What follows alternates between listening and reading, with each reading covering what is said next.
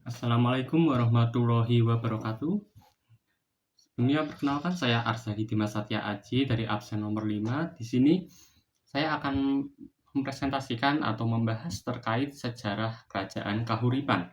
Oke, tanpa banyak basa-basi kita langsung saja. Yang pertama adalah latar belakang dari pendirian Kerajaan Kahuripan.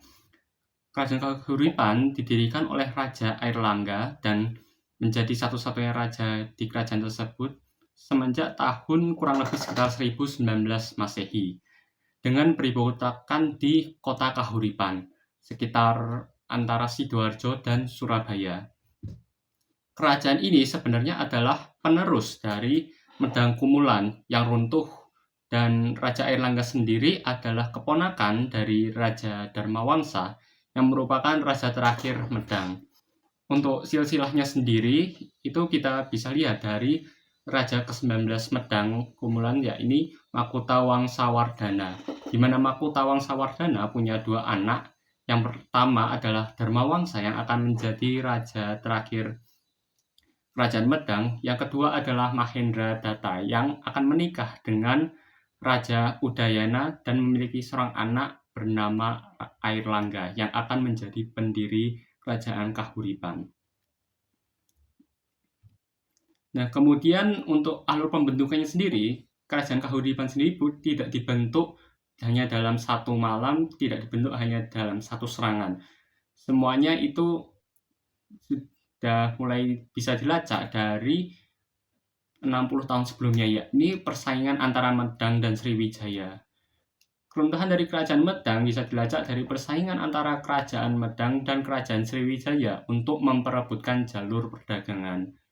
Bisa dibilang antara Medang dan Sriwijaya sendiri itu seperti antara Korea Utara sama Korea Selatan seperti saat ini yang saling berkonflik untuk memperebutkan jalur perdagangan. Nah, setelah itu puncaknya terjadi pada peristiwa Mahapralaya, yakni pada peristiwa ini Raja Medang Dharmawangsa sedang asik dengan pesta pernikahan anaknya dengan keponakannya, yakni Sekar Galuh dan Raja Airlangga.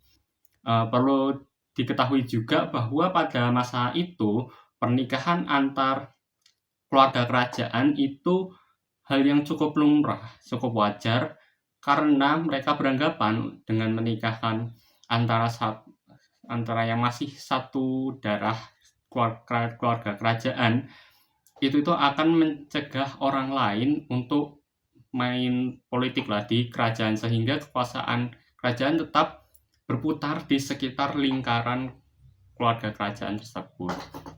Nah, lanjut balik lagi ke pesta pernikahannya. Saat pesta, mereka kemudian tiba-tiba diserang oleh Raja Aji Murawari dari kerajaan vasal Murawari.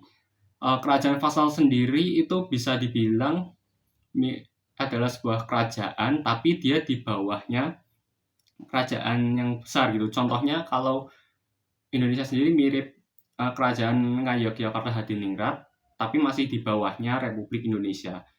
Ya meskipun kalau pada masa itu kerajaan vasal punya power yang setidaknya lebih kuat, di mana mereka punya militer sendiri juga, meskipun mereka seharusnya loyal ke kerajaan pusat gitu. Nah, pada peristiwa ini Raja Dharmawangsa berhasil dibunuh oleh Murawari dan Raja Airlangga sendiri beserta beberapa sisa pasukan dan keluarganya akhirnya melarikan diri. Nah, kemudian adalah pembentukan Kerajaan Kahuripan. Kerajaan Kahuripan sendiri itu dibentuk karena Raja Airlangga itu mendapat dukungan dari para pendeta dan rakyatnya. Karena Kerajaan Medang saat itu kondisi terpecah belah. Jadi saat Raja Dharmawangsa meninggal, itu akhirnya banyak pemimpin militer lokal sama pemimpin pejabat lokal itu memanfaatkan situasi dengan membentuk kerajaan-kerajaan kecil, dan kerajaan-kerajaan kecil ini saling bertarung menyebabkan seringnya perang saudara dan juga hukum yang melemah yang bikin kejahatan juga semakin tinggi. Dan kemudian Raja Airlangga datang dan membentuk Kerajaan Kahuripan gitu. Nah, untuk masa kejayaan sendiri di sini ada 3, yakni yang pertama ada di bidang militer dan politik, yang kedua di bidang ekonomi, yang ketiga di bidang kebudayaan, agama, dan ilmu. Oke, berarti langsung saja yang pertama adalah kejayaan militer dan politik. Seperti yang saya jelaskan tadi, setelah kerajaan Medang runtuh, kondisi kerajaan tersebut terpecah belah. Lalu setelah itu, Raja Airlangga dengan dukungan para pendeta dan rakyatnya memanfaatkan momentum di mana Kerajaan Sriwijaya runtuh untuk kembali menyatukan wilayah Medang. Jadi kerajaan baru yakni Kerajaan Kahuripan. Selanjutnya ada di kejayaan ekonomi. Dalam hal kejayaan ekonomi sini cukup banyak yang bisa kita bahas. Yang pertama ada dari pembebasan pajak. Pembebasan pajak yang dilakukan oleh Raja Airlangga itu ada 2. Yang pasti semuanya sama-sama ditetapkan sebagai sebuah desa sima, yakni desa yang bebas pajak. Dengan catatan mereka harus menjaga tempat suci atau desa tersebut ditetapkan sebagai desa sima karena bencana alam. Selanjutnya ada juga pembangunan bendungan Waringin Sabta. Pembangunan bendungan ini bertujuan untuk mencegah banjir rutin di Sungai Brantas dan membuat saluran irigasi untuk pertanian sekitar. Dan untuk keberadaan bendungan Waringin Sabta itu sampai sekarang ini sudah tidak ada, tapi bisa diketahui lewat prasasti Kamalagian. Terus yang ketiga ada pembangunan pelabuhan Ujung Galuh. Yang pelabuhan ini saat ini diperkirakan di antara Sidoarjo dan Surabaya.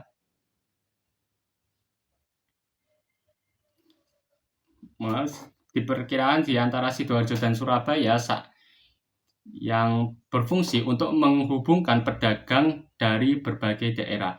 Entah dari daerah asing kayak Cina dan India, terus dari kota-kota besar di Kahuripan, dan daerah pedalaman di Kahuripan.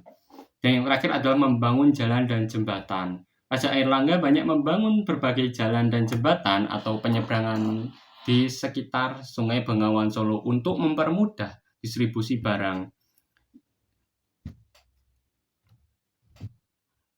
Selanjutnya ada kejayaan dalam hal kebudayaan. Di sini kita bahas singkat saja karena akan dibahas lebih rinci di peninggalan-peninggalan. Nah, untuk yang pertama itu ada karya sastra yang di sini yang paling terkenal adalah Kakawin Arjuna Wiwaha karya Empu Kanwa yang dibuat atas perintah Raja Airlangga. Untuk kakawinnya sendiri itu berisi tentang perjuangan Arjuna dalam melawan Raja Raksasa Niwata Kaca.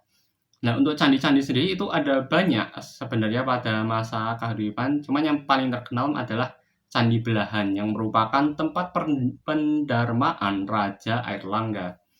Jadi tempat pendarmaan sendiri itu tempat untuk menghormati, mengenang, dan memuja roh-roh dari raja-raja terdahulu yang sudah wafat. Untuk yang terakhir dalam hal ilmuwan itu bisa dilihat dengan adanya Sriwijaya Asrama yang merupakan tempat asrama bagi para pendeta. Dan hal ini menunjukkan bahwa Kerajaan Kahuripan itu sangat menghargai dalam hal ilmu dan agama. Nah, untuk kemundurannya sendiri itu dimulai ketika putri mahkotanya atau anak tertuanya yang merupakan seorang putri, yakni Sri Sanggamarawijaya Tunggadewi, itu memutuskan untuk menjadi pertapa atau pendeta. Nah, sebenarnya Raja Airlangga sendiri itu sudah menetapkan Tunggadewi sebagai putri mahkota dari lama, hanya saja Sri Sanggamarawijaya Tunggadewi malah memutuskan untuk jadi pertapa. Dan hal ini membuat kedua adiknya, yakni Mapanji Garasakan dan Sri Samarawijaya, akhirnya berebut tahta. Ya meskipun tidak jadi perang, namun ini menyebabkan semacam konflik politik di internal kerajaan. Sampai akhirnya para pendeta dan penasehat itu memberikan saran kepada Raja Airlangga untuk membagi Kahuripan menjadi 2 kerajaan yang kemudian dipimpin oleh masing-masing Mapanji-Garasakan dan Sri Samarawijaya. Dan akhirnya pada sekitar 1042 Masehi, Raja Airlangga membagi kerajaan tersebut menjadi 2, di mana sebelah barat diberi nama Panjalu atau kemudian hari ini menjadi Kediri, dipimpin oleh Sri Samarawijaya dan beribukotakan di Daha yang saat ini kota Kediri. Terus yang sebelah timur adalah Kerajaan Jenggala yang dipimpin oleh Mapanji-Garasakan dan beribukotakan di Kahuripan. Untuk peninggalan-peninggalannya sendiri itu ada banyak, bisa dari candi, prasasti, dan karya sastra. Untuk prasasti sendiri itu yang terkenal ada 3. Kita mulai bahas dari yang pertama, ini prasasti Pucangan. Prasasti Pucangan adalah prasasti yang dibuat sekitar 1041 Masehi dan ditemukan di Gunung Penanggungan. Gunung Penanggungan sendiri itu terletak di Kabupaten Mojokerto, dan memang Gunung Penanggungan sendiri terkenal sebagai gunung yang disucikan oleh umat Hindu Jawa. Dan bahkan tempat tersebut memang sering ditemukan prasasti dan candi sampai dijuluki Gunung Seribu Candi. Nah, untuk prasasti ini sendiri itu berisi silsilah Raja Airlangga, peristiwa Mahapralaya yang tadi itu, dan perang-perang besar lainnya, terutama yang perang dalam untuk menyatukan kembali wilayah Medang menjadi Kerajaan Kahuripan. Untuk kondisinya saat ini prasasti Pucangan sangat memprihatinkan, di mana pada kita flashback ke 200 tahun sebelumnya, di mana Pulau Jawa dikuasai oleh Inggris dan dipimpin Thomas Raffles. Dan Thomas Raffles sendiri membawa prasasti ini ke India, lebih tepatnya Kolkata. Nah, dan di India prasasti ini cuma ditaruh di gudang, tidak dirawat, tidak dipamerkan, hanya taruh gudang seperti itu aja. Sampai karena hal ini membuat prasasti ini tulisannya sudah banyak yang tidak bisa dibaca. Untuk saat ini pemerintah Indonesia berusaha untuk meminta balik prasasti ini agar bisa dirawat dengan baik dan profesional, karena ini berisi tentang nilai-nilai sejarah yang penting. Tidak seperti ketika di India yang hanya taruh gudang dan tidak dirawat dengan baik oleh pihak India. Yang kedua ada prasasti Kamalagian, ditemukan di Desa Tropodo, Kabupaten Sidoarjo. Nah, prasasti ini berisi tentang pembangunan Waringin Sabta yang kita bahas tadi, dan juga penetapan desa tersebut jadi desa Sima karena sering banjir dan daerahnya jadi pembangunan bendungan Waringin Sabta. Yang terakhir adalah prasasti Cane. Prasasti ini ditemukan di Dusun Cane yang sampai sekarang masih ada. Ya, ini di Kecamatan Candisari, Kabupaten Lamongan. Dan berisi permintaan warga desa Cane agar dijadikan desa Sima karena berada di wilayah perbatasan. Dan sebagai imbalannya, warga desa Cane itu menawarkan agar desanya jadi tempat basis pertahanan, basis militer, dan juga diamanahi menjaga prasasti berisi 10 perintah Raja Airlangga. Untuk peninggalan candi dan sastra itu yang pertama ada Candi Belahan yang memang sudah terkenal, yaitu Candi Belahan adalah candi yang terletak di Wonosuryo, Kecamatan Gempol, Kabupaten Pasuruan. Candi ini konon sering dijadikan tempat pertapaan Raja Airlangga dan 2 permaisurinya, di mana 2 permaisurinya bisa kita lihat di gambar tersebut, ada di arca tersebut. Nah, setelah Raja Airlangga meninggal, candi ini dijadikan sebagai candi pendarmaan untuk Raja Airlangga. Yang kedua ada Candi Gunung Gangsir, di mana candi ini terletak di Desa Gunung Gangsir sesuai namanya, Kecamatan Beji, Kabupaten Pasuruan. Ini adalah candi Hindu yang terkenal karena bangunannya yang mirip dengan piramida. Dan untuk kondisinya saat ini, Candi Gunung Gangsir masih terawat, hanya saja beberapa bagiannya sudah tidak sesuai dengan aslinya. Untuk ceritanya itu dikarenakan pada masa pendudukan Jepang, candi ini sempat rusak. Lalu setelah Jepang pergi, penduduk sekitar itu berinisiatif untuk memperbaiki candi ini. Hanya saja mereka memperbaikinya dengan mengandalkan ingatan mereka dan perkiraan. Jadi ada beberapa bagian yang bentuknya sudah tidak sesuai dengan aslinya. Nah, yang terakhir dari sastra ini ada Kakawin Arjuna Wiwaha. Dibuat oleh Empu Kanwa atas perintah Raja Airlangga. Kakawin ini berisi tentang perjuangan Arjuna melawan raksasa Raja Niwatakaca. Dan sebenarnya kenapa Raja Airlangga memerintahkan membuat Kakawin ini, sebenarnya itu ini menjadi sebuah epilog di mana sebenarnya kayak epilog buat perjuangan Raja Airlangga dalam melawan Aji Murawari. Kalau di bahasa sekarang gimana ya? Bahasa sekarang bisa dibilang kayak propaganda seperti itu atau kampanye. Nah, untuk sumber-sumbernya bisa kita lihat, bisa di pause terus silakan cari sumber-sumber ini. Ada banyak sumber di sini. Yang pertama, ini yang kedua, dan ini yang ketiga.